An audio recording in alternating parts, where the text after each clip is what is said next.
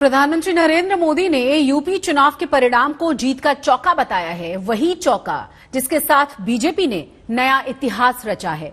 योगी की अगुवाई में बीजेपी को मिली ऐतिहासिक जीत के कई चुनावी मिथक भी इसके बाद टूट गए हैं। आपको दिखाते हैं बीजेपी की जीत का मतलब है क्या। वाले सीएम की कुर्सी चली जाती है।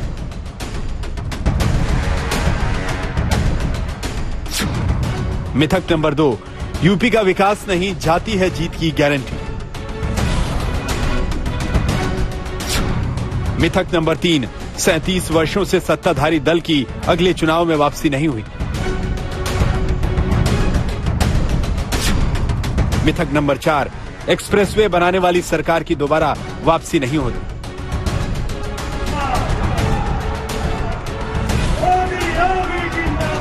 ये वो मिथक थे जिसे योगी के चेहरे पर लड़े गए उत्तर प्रदेश के चुनावी परिणाम ने तोड़ दिया है। यूपी की प्रचंड और ऐतिहासिक जीत ने अतीत की धारणा को धो दिया। 2022 का चुनाव जाति पर नहीं, विकास पर जीता गया।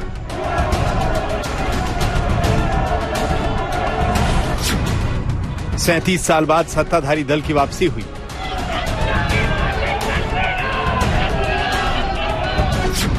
एक्सप्रेसवे बनाने वाले योगी की सत्ता में वापसी।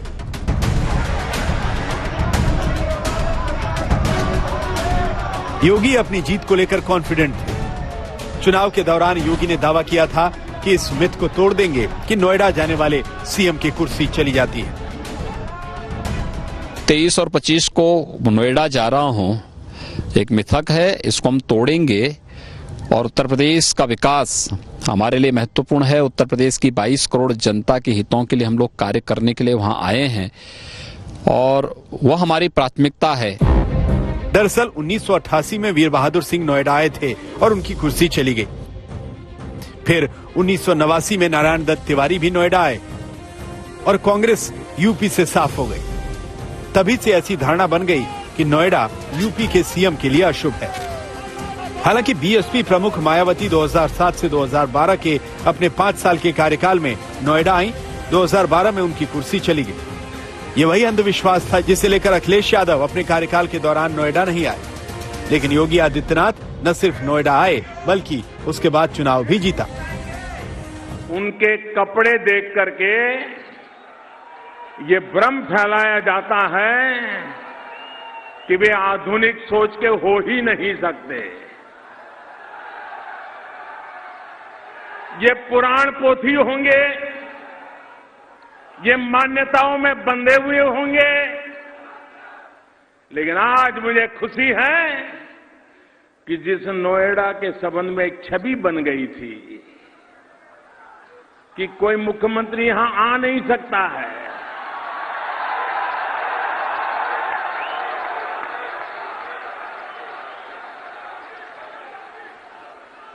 उस मिथक को योगी जी ने बिना बोले अपने आचरण से सिद्ध कर दिया कि ये सब मान्यताएं गलत होती हैं। आधुनिक युग ऐसा हो नहीं सकता और इसलिए मैं योगी जी को हृदय से बधाई देता हूं। योगी ने साबित कर दिया कि नोएडा किसी भी लिहाज से मुख्यमंत्री की कुर्सी के लिए अशुभ नहीं है। वहीं दूसरा बड़ा मिथक उत्तर प्रदेश की राजनीति में यह रहा कि 1985 के बाद कोई भी सत्ताधारी दल अगले चुनाव में नहीं जीता। 2022 के चुनावी नतीजों ने इस मिथक को भी तोड़ा।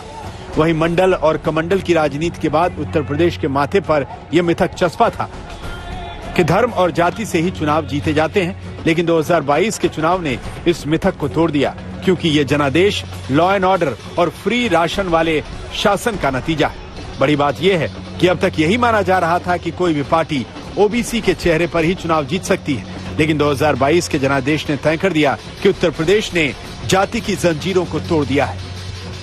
नया भारत है। ये दुनिया के सबसे लोकप्रिय नेता से नरेंद्र मोदी जी के नेतृत्व का भारत है। इस नए भारत में विकास सबका, लेकिन तुष्टीकरण किसी का नहीं। सबका साथ, सबके विकास की भावना के साथ सरकार कार्य कर रही है। सबका विश्वास और सबके प्रयास को लेकर के सरकार चल रही है। ये भी एक मिथक योगी ने तोड़ा कि चुनाव से पहले एक्सप्रेसवे की शुरुआत करने वाला सीएम वापसी नहीं कर पाता। 2012 में मायावती ने ताज एक्सप्रेसवे की शुरुआत की और शिलान्यास के बाद सरकार चली गई। उसके बाद आगरा एक्सप्रेसवे की शुरुआत अखिलेश यादव ने की और उसके बाद वो सत्ता में नहीं लौटे।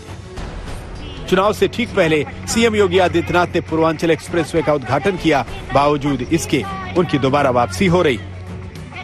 आज एक और पूर्वांचल एक्सप्रेसवे का उद्घाटन हो रहा है।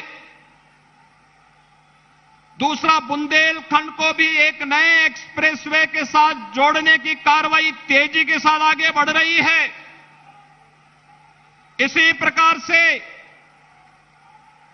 पश्चिमी उत्तर प्रदेश को पूर्वी उत्तर प्रदेश से जोड़ने के लिए गंगा एक्सप्रेसवे का कार्य कुछ ही दिनों में प्रारंभ होने जा रहा है।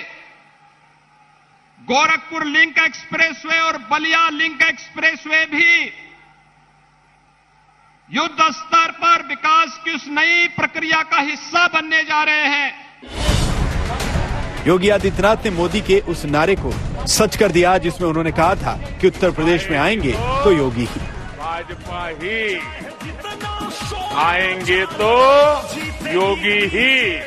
कुमार अभिषेक, लखनऊ, आज तक।